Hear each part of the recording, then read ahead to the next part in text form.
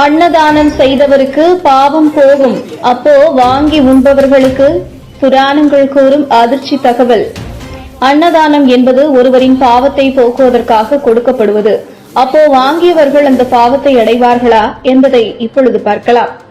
பிறர் தனது பாவத்தை போக்குவதற்காக செய்யும் அன்னதானத்தை நாம் சாப்பிடுவதால் அந்த பாவம் நமக்கு வரும், அப்படி என்று சிலர் குறிப்பிடுகிறார்கள்.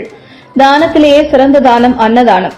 அந்த தானத்தை ஒருவர் செய்யும் பொழுது கை நீட்டி வாங்கினால்தான் அது தானமாகும். அப்பொழுது உள்ள பெரியவர்கள் எல்லாம் அன்னதானம் செய்திருக்கிறார்கள், அதை வாங்கியும் சாப்பிட்டிருக்கிறார்கள். ஆனால் இப்பொழுது ஏன் தானத்தை வாங்கி சாப்பிடுவதால் பாவம் என்று பேசு பொருளாகிறது? ஒருவர் செய்த பல்வேறு தவறுகளையும் போக்கிக் கொள்ள வேண்டும் என்றால் அதற்கு சிறந்தது அன்னதானம் மட்டும்தான்.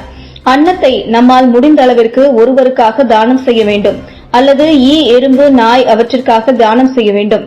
சரி, தானம் செய்பவர்களுக்கு புண்ணியம் வரும். ஆனால் வாங்கி சாப்பிடுபவர்களுக்கு என்னவென்பதை இப்பொழுது பார்ப்போம்.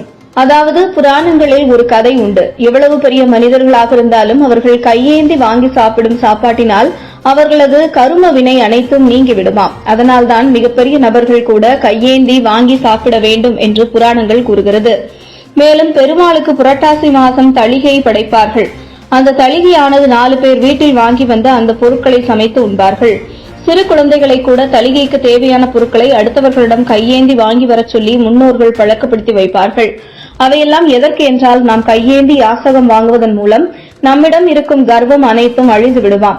கர்வத்தில் மிகப்பெரிய கர்வம் செல்வத்தினால் ஏற்படுகிற கர்வம். ஒருவன் எவ்வளவு பெரிய மனிதனாக இருந்தாலும் அவன் கையேந்தி யாசகம் வாங்குவதன் மூலம் அவனிடம் இருக்கும் கர்வம் மற்றும் ஆணவம் அழிந்துவிடும்.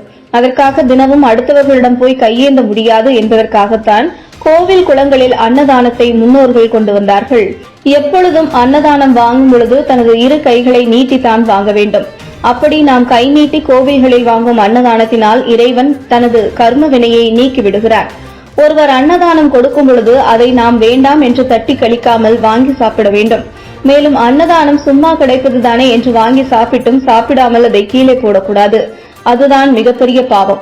அன்னதானம் நாம் வாங்கி சாப்பிடும் போது கொடுத்தவர்களுக்கு மனதில் நன்றி சொல்லி சாப்பிட வேண்டும். தானங்களிலேயே உயர்ந்தது அன்னதானம். அதேபோல் உணவுகளை வீணாக்குவது மிகப்பெரிய பாவம். அன்னதானம் யார் கொடுத்தாலும் அதை வாங்கி சாப்பிடுங்கள்.